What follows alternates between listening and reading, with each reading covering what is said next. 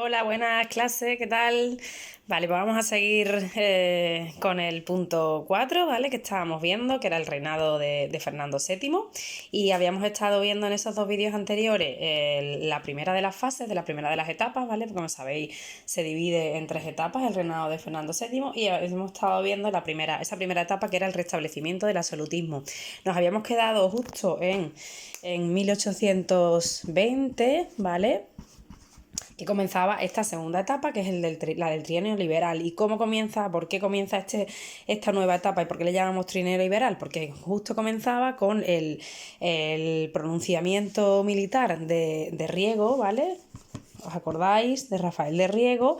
Que este sí que triunfa en las cabezas de San Juan, se comienza la cabeza de San Juan aquí en Sevilla, y con el triunfo de este pronunciamiento militar se vuelve a restablecer la Constitución de 1812, perdón. De hecho, se consigue que Fernando VII la reconozca y la jure, ¿vale?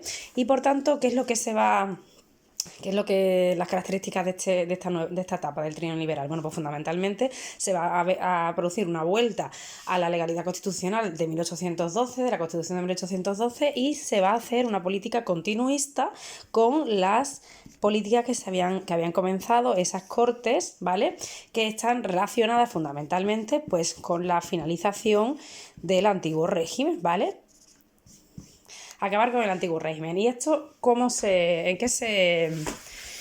en qué políticas legislativas se va a traducir? Bueno, pues fundamentalmente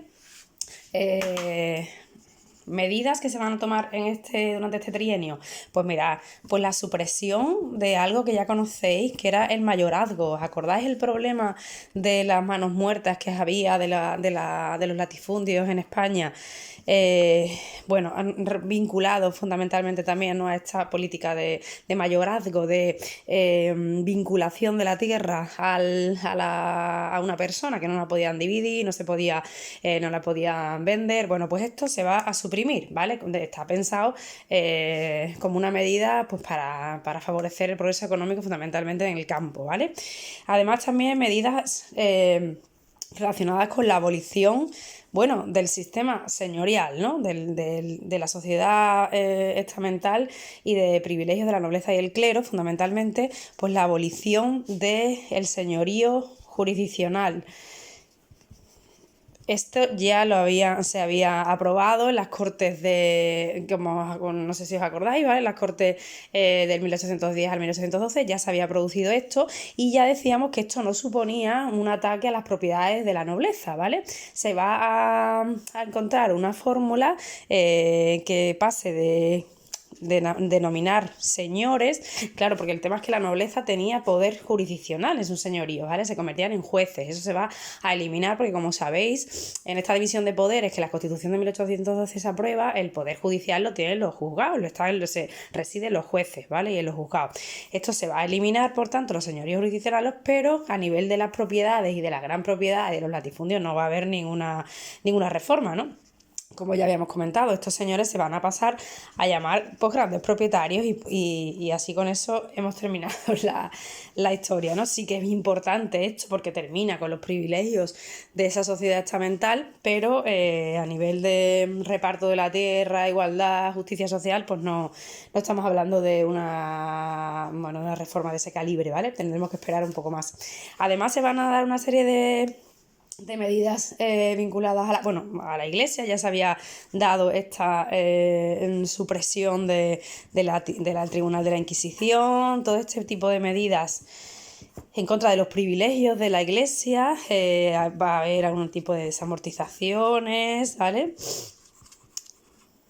Expulsión de los jesuitas. Y otra medida también interesante es la creación de lo que se llama la milicia nacional. ¿Y esto qué es? la Milicia Nacional como un cuerpo cívico-militar que se va a encargar de defender las medidas liberales, sobre todo en las ciudades, ¿vale? Como sabéis, el ejército estaba dividido. Ya habéis visto como había además Francisco Javier Elío y otros, y gran parte del ejército estaba con los absolutistas, con Fernando VII, con el antiguo régimen, pero había otra parte del ejército también bastante numerosa que, bueno, que era, además lideraba el movimiento liberal, ¿no? Como habíamos visto con Rafael de Riego y otros muchos más. Por tanto, era importante como fortalecer esa alianza cívico-militar por parte de los sectores liberales frente a todos los peligros que tenían y todos los enemigos. ¿Por qué? Vamos a ver esto y nos centramos. ¿Con qué problemas se va a encontrar fundamentalmente el liberalismo en este punto, más allá de un Fernando VII que tampoco se lo creía demasiado?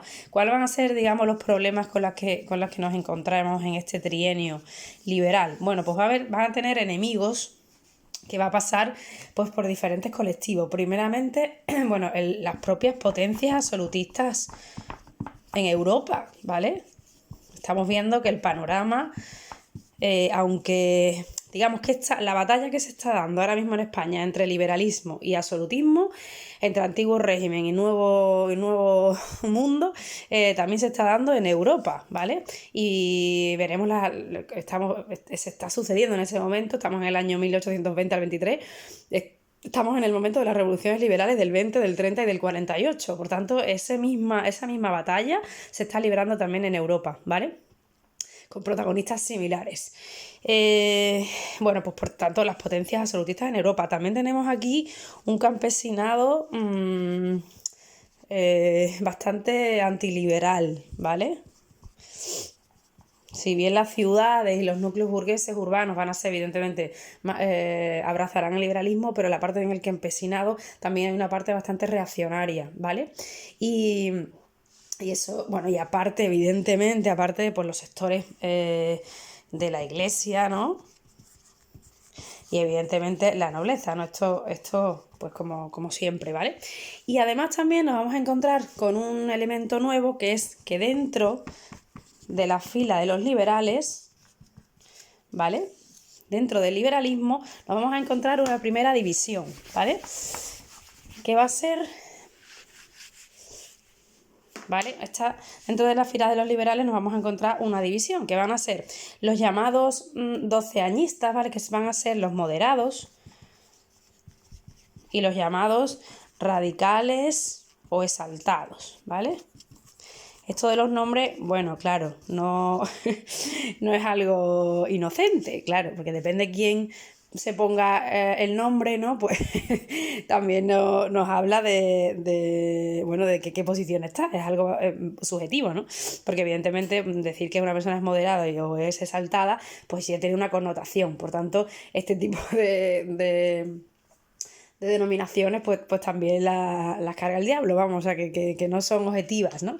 Nos pasará igualmente con la denominación de la década ominosa, ¿no? La etapa del siguiente, del 23 al 33, pues evidentemente es una terminología liberal, por tanto va a criminalizar y a tratarlo desde un punto de vista peyorativo, ¿no? Y lamentable ese periodo porque esa terminología la va a poner en la historiografía liberal. Por tanto, bueno, este tipo de denominaciones, ¿no? Pues siempre están relacionadas con la persona que la emite, ¿vale?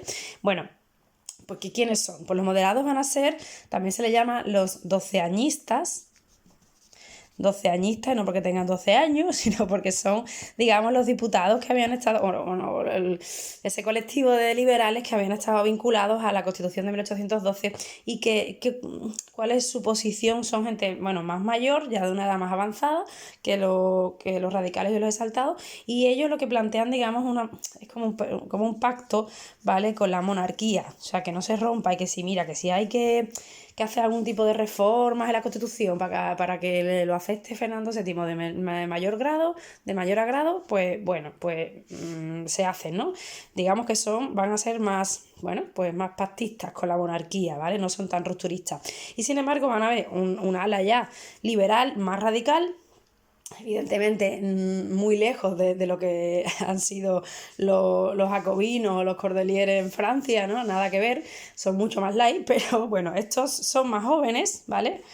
Y directamente lo que están planteando es que, bueno, que hay que ser más, hay que profundizar en estas reformas no liberales y que de hecho hay que plantear más límites a la monarquía, ¿no? Ir avanzando en este liberalismo político. Bueno, pues con todo esto, este es el panorama que nos encontramos y además de esto, además de esta situación, también nos encontramos, como digo, todo el sector de los absolutistas, ¿vale? Que aquí también nos vamos a encontrar diferentes diferencias, que ahora lo veremos en la tercera etapa, pero hay unos incluso que van a plantear directamente, realidades paralelas políticas sin que no reconocen, porque no van a reconocer a las Cortes, ¿no? Y a la Constitución, como por ejemplo el caso de la regencia de Seo Urgel, que es, bueno, pues en una zona de Cataluña, ¿vale? Y por tanto, ¿esto qué va a ser? Pues un territorio en el que, bueno, digamos que se va a independizar de este gobierno liberal, no va a reconocer y van a plantear directamente pues ese absolutismo y ese antiguo régimen. ¿Cómo se va a acabar esta etapa? Pues directamente, ¿quién va a intervenir? Pues os acordáis que a nivel europeo se había firmado, bueno, en esa santa alianza entre Austria, Prusia y Rusia, ¿vale? De las potencias absolutistas, ¿vale? Y entonces pues van a decir, ¿cómo? ¿Esto qué es? ¿Que vamos a permitir que en España no salga un grano liberal? Nada, pues ¿qué hacemos? Invadimos a través de los 100.000 hijos de San Luis, a cargo del duque de Angulema, ¿vale? De Francia, de esa Francia borbónica que había impuesto esa Europa de la restauración borbónica, o sea, monárquica, absolutista. Y bueno, pues directamente esto se decide en el Congreso de Verona, ¿vale? En 1822 y los 100.000 hijos de San Luis llegarán a España y impondrán de nuevo el absolutismo, ¿vale? Bueno, intervención militar en un país soberano de los que, bueno, pues por desgracia tampoco nos hemos liberado en el siglo XXI.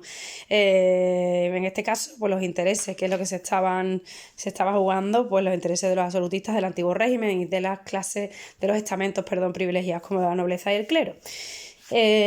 Bueno, y con esto termina este lapsus liberal cortito, pero bueno, lo que sí es cierto es que ya no se podía volver a la realidad de 1814, que es lo que va a desear, esto no era posible, ¿vale? Porque estamos ya en 1823 y sobre todo porque el liberalismo ya ha tenido un recorrido y que es imposible que volvamos, a mucho que algunos lo quieran, que se vuelva a la situación de antes de la Constitución de 1812. Bueno, seguimos en otro vídeo.